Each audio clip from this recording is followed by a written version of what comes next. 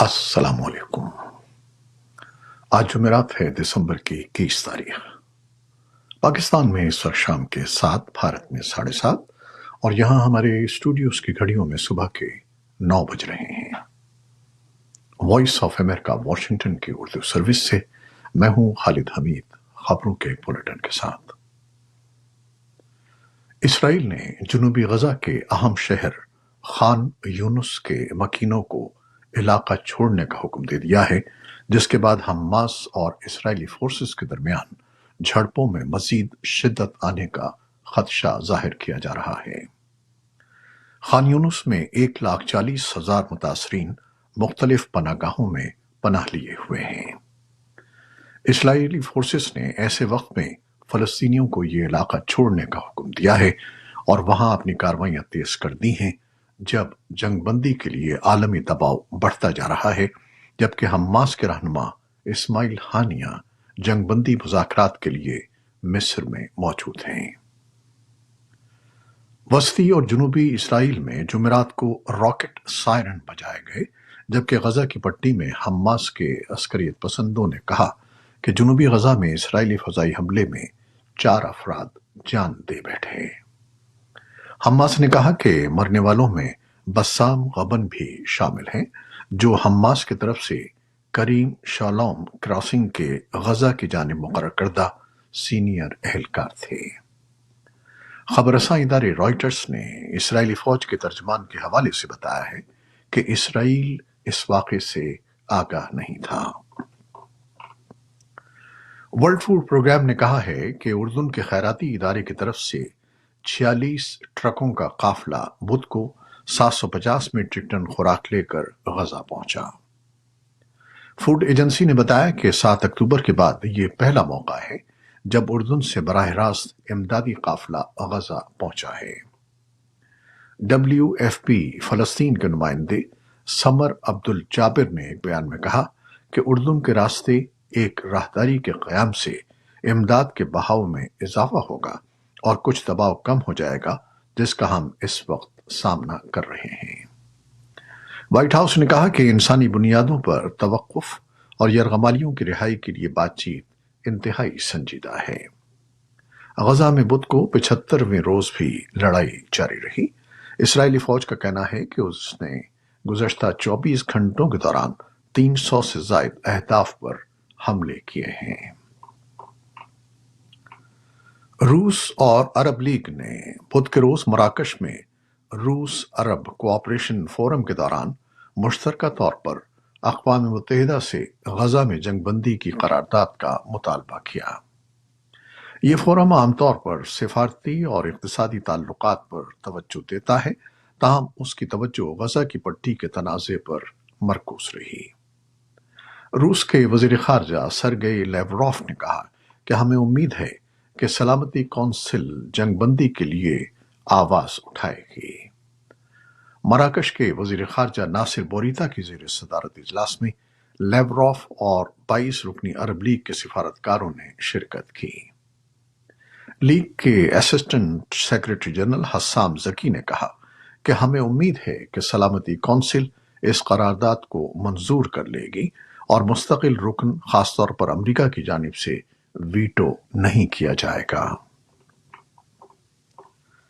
امریکی وزیر خارجہ اینٹنی بلنکن نے بدھ کے روز اپنی سال کی آخری پریس کانفرنس میں اسرائیل اور حماس کے درمیان جنگ کے آغاز اور یوکرین میں جاری تنازع پر خطاب کیا۔ بلنکن نے کہا کہ ہم بہت پرزور طریقے سے جنگ میں وقفہ کروانے اور یرغمالیوں کو غزہ سے نکلوانے کے لیے کوشاں ہیں۔ انہوں نے کہا کہ یہ وہ معاملہ ہے جس پر ہم ہر روز کام کر رہے ہیں۔ امریکہ کے دورے پر آئے ہوئے پاکستان کے آرمی چیف عاصم منیر نے کہا ہے کہ ملک میں عام انتخابات مارچ سے پہلے ہوں گے۔ انہوں نے یہ بات واشنگٹن میں پاکستانی سفارت خانے میں پاکستانی نژاد امریکی کمیونٹی کے ساتھ ہونے والی ایک تقریب میں کہی۔ پاکستانی فوج کے سربراہ نے معیشت، دہشت گردی، انفارمیشن ٹیکنالوجی اور زراعت جیسے موضوعات پر تفصیل سے گفتگو کی اور پاکستانی نژاد امریکیوں کی خدمات کو سراہا۔ اس رپورٹ کی تفصیل کے لیے ہمارے سوشل میڈیا پلیٹ فارمز پر آئیے۔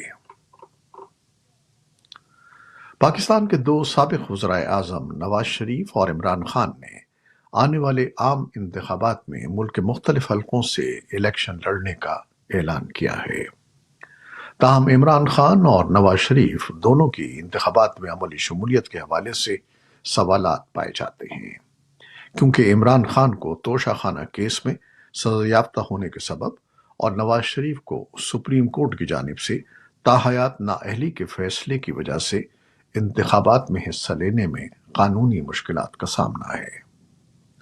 ماہرین کا کہنا ہے کہ سابق وزرائے اعظم نواز شریف اور عمران خان کاغذات نامزدگی تو جمع کروا سکتے ہیں، تاہم سزا یافتہ اور نااہل قرار دیے جانے کے سبب انتخابات میں شمولیت کا فیصلہ عدالتیں کریں گی۔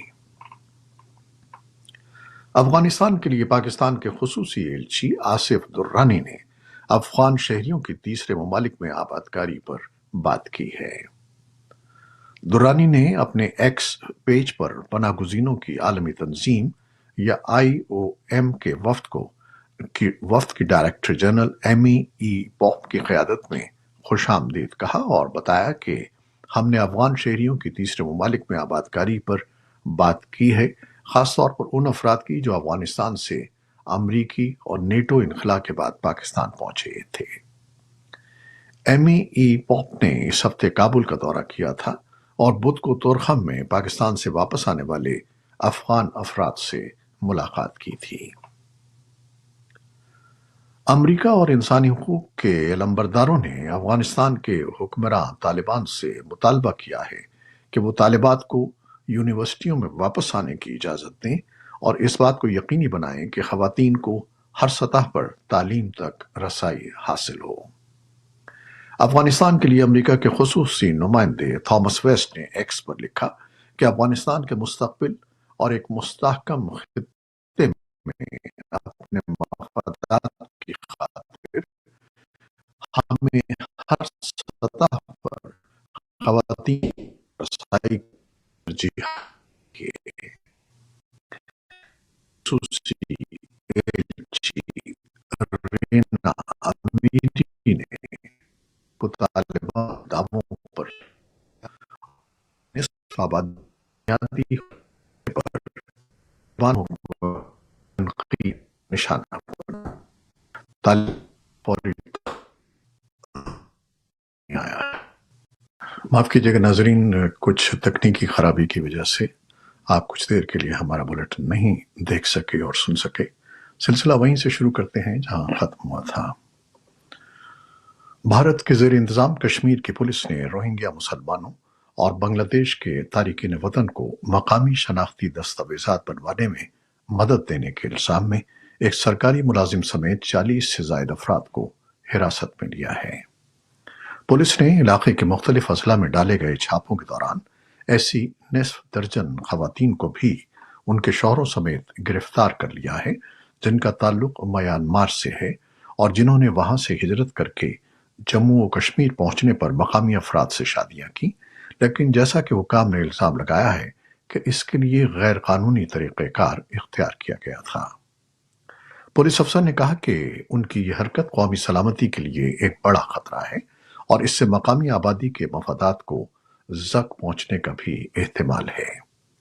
تاہم ملزمان کے رشتہ داروں نے امید ظاہر کی ہے کہ اس معاملے سے قانونی طور پر نمٹنے کے بجائے اسے انسانی ہمدردی کی بنیاد پر حل کیا جائے گا۔ یوکرین کی فوج نے جمعرات کو کہا کہ روسی افواج نے گزشتہ رات 35 ڈرونز کا استعمال کرتے ہوئے متعدد علاقوں پر حملہ کیا۔ یوکرین کی فضائیہ نے کہا کہ ملک کے فضائی دفاع نے ایک ڈرون کے سوا تمام کو مار گرایا۔ یہ کارروائیاں کیف، دنیپروپیٹروسک، خیرسان، مائکولائیو، چرنیہو اور دیگر علاقوں میں ہوئیں۔ جانی یا مالی نقصان کی کوئی اطلاع نہیں ملی۔ دنیپروپیٹروسک علاقے کے جنوبی شہر نیکوپال میں حکام نے بتایا کہ روسی گولہ باری سے 2 افراد ہلاک ہو گئے۔ علاقائی گورنر سرہی لائسک نے سوشل میڈیا پر بتایا کہ ایک 86 سالہ شخص کو بھی ہسپتال لے جایا گیا ہے۔ جنوب مشرقی سوڈان میں لڑائی میں اضافے نے انسانی ہمدردی کے گروپوں کو کچھ علاقوں میں آپریشن عارضی طور پر معطل کرنے پر مجبور کر دیا ہے، جبکہ یونیسیف نے بڑھتے ہوئے تشدد کے درمیان لاکھوں بچوں کو لاحق خطرے کے بارے میں تشویش کا اظہار کیا ہے۔ یونیسیف نے جمعرات کو کہا کہ سوڈان کے دارالحکومت خرطوم کے جنوب مشرق میں واقع جزیرہ ریاست میں گزشتہ ہفتے کے دوران کم از کم 1.5 لاکھ بچوں کو ان کے گھروں سے بے دخل کیا گیا۔ یہ پیش رفت اس وقت ہوئی جب نیم فوجی ریپڈ سپورٹ فورسز نے اعلان کیا کہ انہوں نے فوج سے میدانی علاقے کا کنٹرول حاصل کر لیا ہے۔ ورلڈ فوڈ پروگرام نے جزیرہ کے کچھ حصوں میں خوراک کی امداد کو عارضی طور پر معطل کرنے کا اعلان کیا۔ یمن میں ایران کے حمایت یافتہ حوثی عسکریت پسندوں نے غزہ میں اسرائیل کے فوجی حملے کے دوران حماس کی حمایت ظاہر کرنے کے لیے 19 نومبر سے بحیرہ احمر میں جہازوں پر حملے تیز کر دیے ہیں۔ بحیرہ احمر میں حملوں کی لہر کے دوران برآمد کنندگان دنیا بھر میں فریٹ سپلائی چینز کے ذریعے کھلونے، ملبوسات، چائے اور آٹو پارٹس کو خوردہ فروشوں تک پہنچانے کے لیے متبادل ہوائی، زمینی اور سمندری راستے تلاش کر رہے ہیں۔ پی اینڈ ایس گلوبل نے ایک رپورٹ میں کہا ہے کہ اگر طویل رکاوٹیں پیش آتی ہیں تو صارفین کی اشیاء کا شعبہ، جو دنیا کے اعلیٰ ترین خوردہ فروشوں جیسے والمارٹ اور آئیکیا کو سپلائی کرتا ہے، سب سے زیادہ اثرات کا سامنا کرے گا۔ فرانس نے داخلی امور کے انٹیلیجنس کے لیے پہلی بار ایک خاتون کو سربراہ مقرر کیا ہے۔ خبر رساں ادارے اے ایف پی کے مطابق فرانس کی حکومت نے بدھ کو پولیس افسر سیلان برتھون کو director general for internal security مقرر کرنے کا اعلان کیا۔ داخلی سیکیورٹی کے لیے 47 سالہ سیلین برتھون کی تعیناتی کو انتہائی اہم قرار دیا جا رہا ہے۔ بعض افراد ان کی گزشتہ 2 برس میں ہونے والی ترقی پر سوال بھی اٹھا رہے ہیں۔ یہ تھیں وہ خبریں جو فیس بک لائیو پر ہم نے آپ کے لیے پیش کی۔ ہماری ویب سائٹ، یوٹیوب اور پوڈ کاسٹ پر یہ بلیٹن آپ کے لیے پوسٹ کر دیا جاتا ہے۔ آپ ہمارے بلیٹن کو شیئر کرتے ہیں اور اپنے کمنٹس میں اپنی محبتوں کا اظہار کرتے ہیں، جس کے لیے ہم آپ کے بے حد ممنون ہیں۔ اپنی ان کاوشوں کو جاری رکھیے گا۔ نیوز پروڈیوسر عائزہ عرفان اور نیوز ایڈیٹر بہجت جیلانی کے ساتھ خالد حمید کو اب اجازت دیجیے۔ اللہ حافظ۔